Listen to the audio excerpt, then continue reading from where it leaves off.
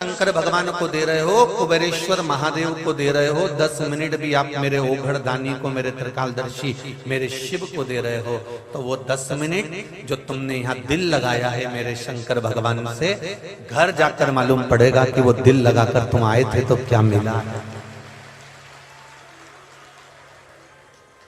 दुनिया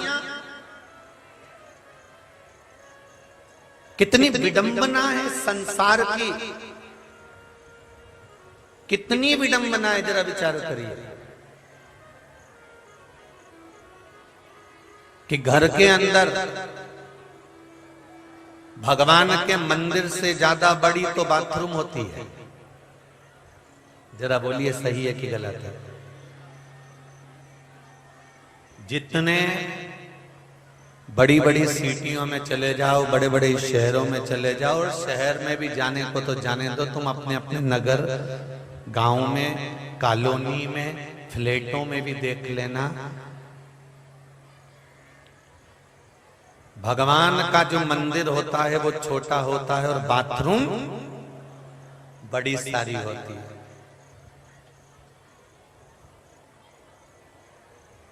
बड़ा क्या होना चाहिए?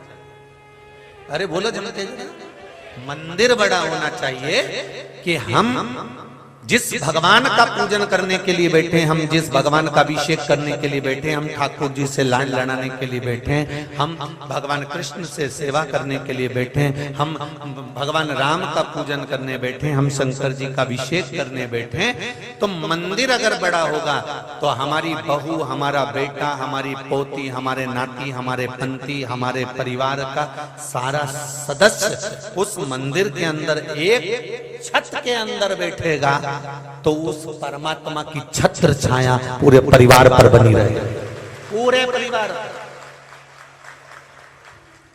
हमारा पूरा वंश बढ़ता जाएगा।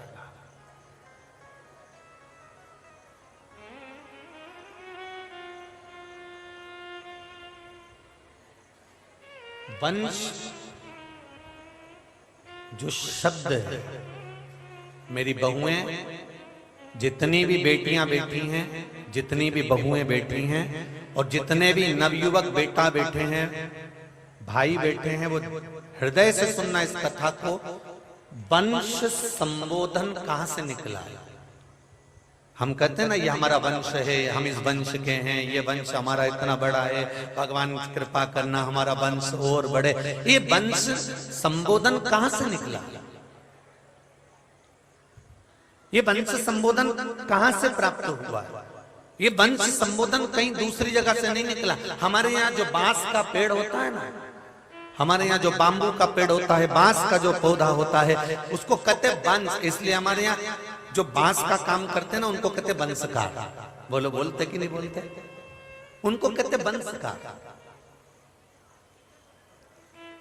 जो बांस की डलिया बनाते हैं, बांस का सुपड़ा बनाते हैं, बांस की डलिया सुपड़ा, उसके लिए खूब सुंदर मंडप सिद्ध करते हैं, खूब सुंदर उसकी नक्काशी करते हैं, उस पे कलर करते हैं, जो बांस का कार्य करते हैं उनको वंशकार कहते हैं।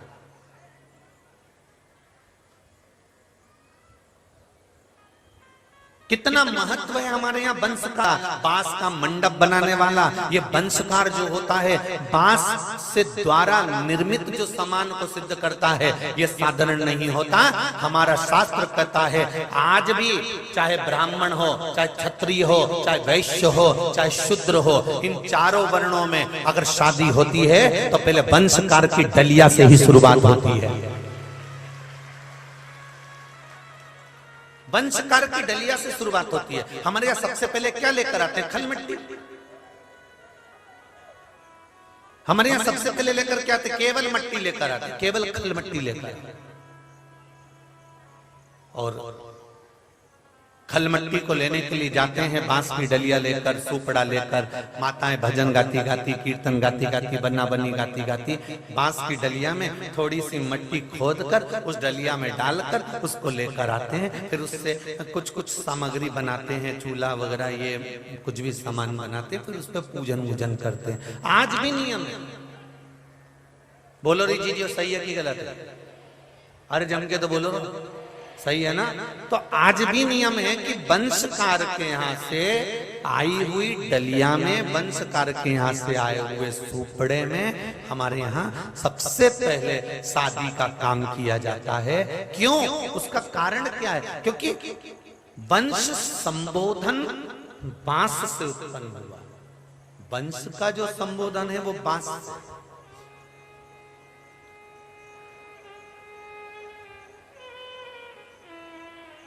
और वंश का संबोधन जब बांस से है तो हम कहते हैं परमात्मा से महाराज जी कि हमारा वंश बढ़े।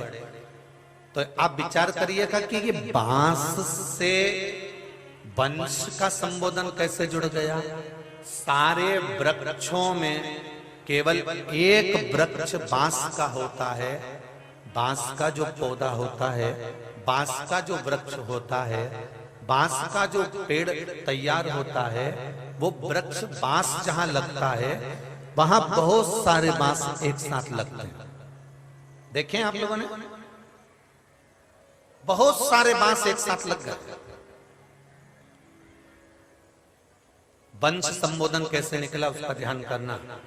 कोई आपसे पूछ लेगा, कभी भी कोई प्रश्न कर सकता है, कोई पूछ सकता है आपसे कभी भी किसी भी समय पर कि वंश संबोधन कैसे प्राप्त हुआ, कैसे मिला।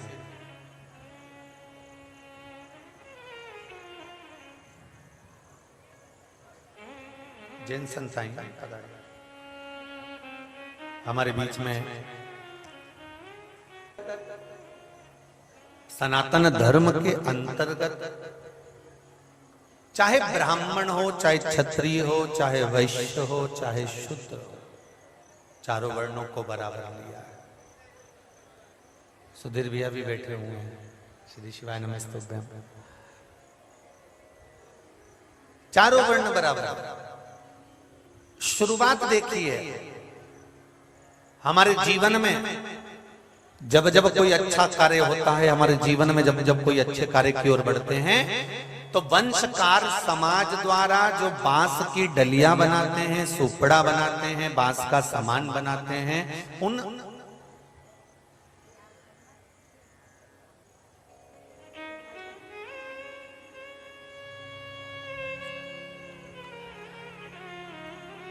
तो जब जब अग्रणता होती है, तब जब वंशकार के द्वारा निर्मित वो डलिया, निर्मित वो सुपड़ा, निर्मित वो सामग्री प्रयोग में आती। कोई आपसे पूछे कि वंश कहां से उत्पन्न होता है, तो वंश शब्द कहां से लिया गया, तो बांस से लिया गया।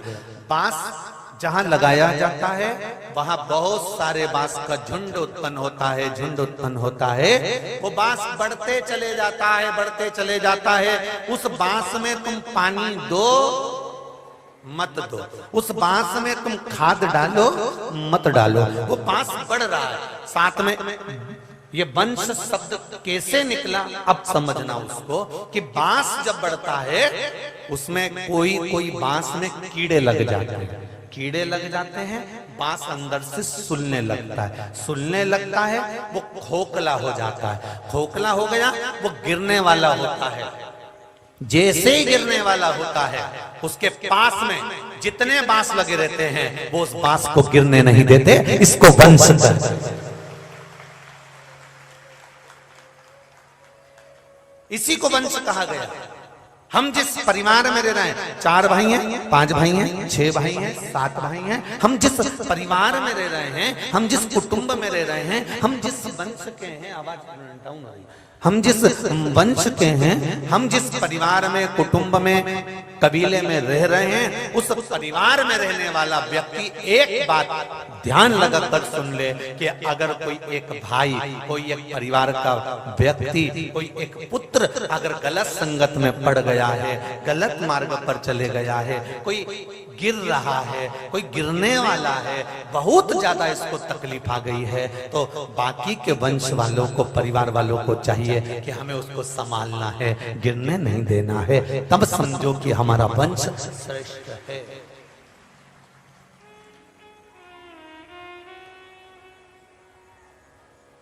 तब जाकर हमको लगता है कि इसमें श्रेष्ठता है, इनको बढ़ाइए थोड़ा सा, प्रेशर बढ़ाओ, प्रेशर।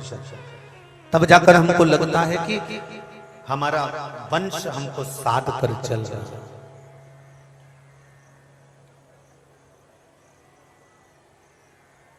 महाराज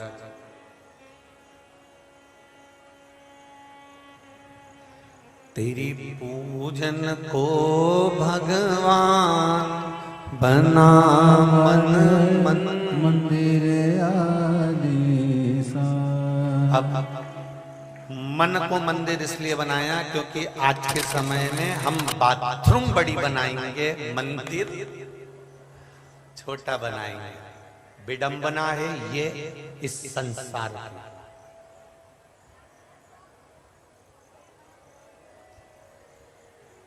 विडंबना,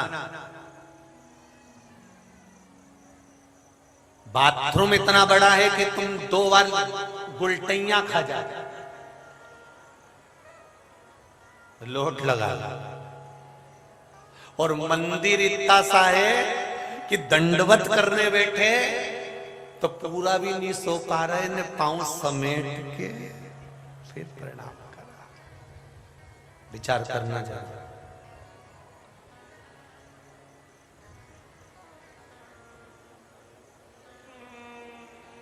ये पश्चिम की जो हवा होती है ना, पश्चिम की हवा जब जब चलती है, खूब बादल भी हो जाए तो भी पानी नहीं बरसता। और जो पश्चिम सभ्यता में पढ़कर तुम मंदिर छोटा कर कर बाथरूम बड़ी कर रहे हो ना, इससे तुम्हारा भला नहीं होने वाला, एक न एक दिन तुम्हारी बर्बादी ही होने वाली। पश्चिम से चली हुई हवा, पश्चिम सभ्यता ये हमको आ रही है, उससे हमारे को सुख का अनुभव नहीं हो सकता, हमारे जीवन में आनंद का अनुभव नहीं हो सकता, हमारे जीवन में खुशियां नहीं आ सकती, हमारे जीवन में हम उन आनंद को प्राप्त नहीं कर सकते। जितने बैठे हो ना यहाँ पर, और जितने भी लोग आस्था चैनल पर कथा सुन रहे हैं, फेसबुक यूट्यूब पर कथा सुन रहे हैं, थोड़ी सीओर वाले महाराज की बात बुरी जरूर लगेगी, पर अपने अपने घर में भी देख लेना। मंदिर इतना सा, मंदिर को रखने के लिए, भगवान को रखने के लिए नए मकान में, पुराने मकान में भगवान को रखने के लिए कोना ढूंढा जाता है, और मेहमान को रखने के लिए सोफा सेट ढूंढा जाता है। देखिए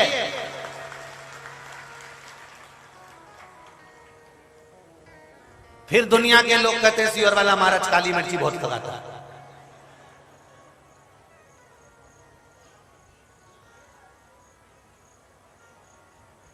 गलत हो तो बता देना हो, अगर कहीं तुम्हें ऐसा लगे कि महाराज जी गलत, भगवान को बिठाने के लिए कोना ढूंढा जाता है। कौन से कोने में रखूं, कौन सी जगह पे रखूं, इतना छोटा सा मंदिर लेके आई, इतना छोटा सा, क्योंकि घर में जगह नहीं, हमारे यहाँ जगह नहीं, तो तुम भी तो सोते होगे, तुम भी तो रहते होगे।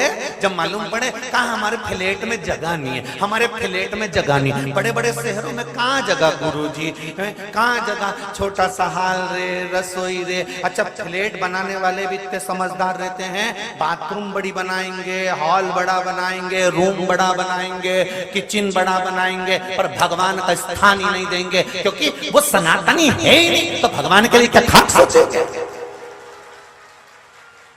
उनको तो कमाना है केवल तुमसे। अगर फ्लैट बनाने वाला फ्लैट बनाए तो सबसे पहले उसको बनाना चाहिए कि ये भगवान का मंदिर हमने सबसे बड़ा बनाया है, तुम्हें अच्छा लगे तो लो, नहीं लगे तो ना। पर इनको तो माल बेचना है, इसलिए इन्हें बेडरूम बड़ा बनाया, ये रूम बड़ा बनाया, वो रूम बड़ा बनाया, और भगवान को हम भगवान कहाँ रखेंगे। तो क्या इतना सा मंदिर लिया ना, कहीं कोना में दर्द है।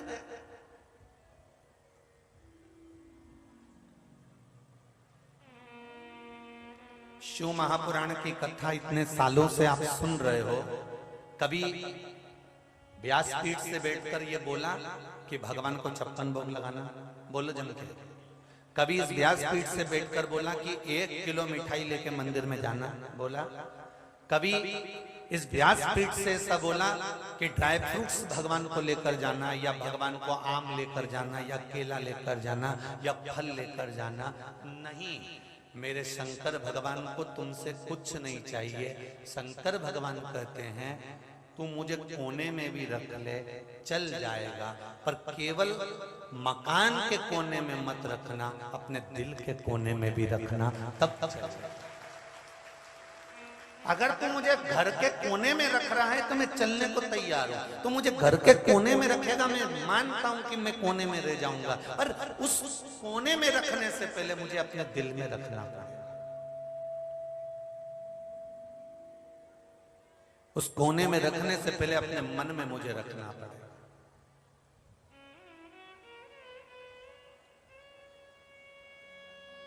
बहुत लोग आते हैं यहाँ पर, ढेरों आते हैं, ढेरों पत्र लिख के भी जाते हैं, गुरुजी भक्तों के रुकने के लिए थोड़े कमरे ज्यादा बड़े बड़े बनवाओ, तुम्हारे भगत बहुत आते हैं। भक्तों के रुकने की व्यवस्था ज्यादा करो, तुम्हारे भक्त ज्यादा आते हैं। हमने कहा, हमने भक्तों से कहा कि यहाँ रुको, हमने तो उस कुबेर भंडारी से कहा है एक बार तू आके बस यहाँ टिक जा, बाकी के सब जाए, उसे क्या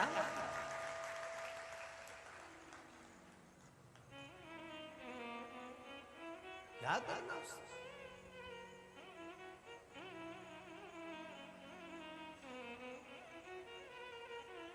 वो आ गया ना, वो आ गया ना, सब कुछ आ गया।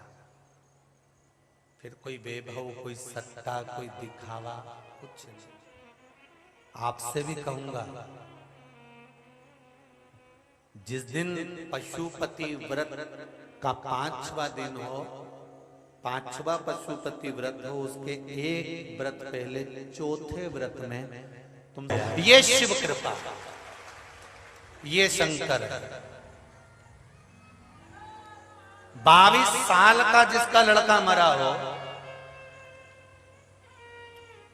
फिर ऑपरेशन को खुलवा लेना, और बाबा पर भरोसा कितना होगा कि 22 साल के लड़के के मरने के बाद ऑपरेशन खुलवा कर और पशुपति व्रत प्रारंभ कर कर उसके ऊपर जाके दबाव दे देना कि अब तू दे, और वो ही दे जो गया। कहां से लाओगे ऐसी शिव भक्ति, ऐसा विश्वास?